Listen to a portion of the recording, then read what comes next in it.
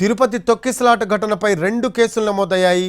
బైరాగిపట్టెడ పద్మావతి పార్కులో తొక్కిసలాట ఘటనపై ఈస్ట్ పిఎస్లో నారాయణపురం ఎంఆర్ఓ ఫిర్యాదు చేశారు.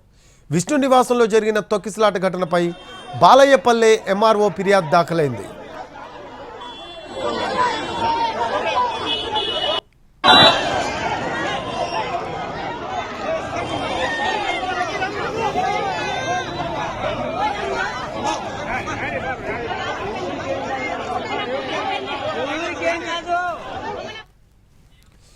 తిరుపతి తొక్కిసలాట ఘటనపై 2 కేసులు నమోదయ్యాయి.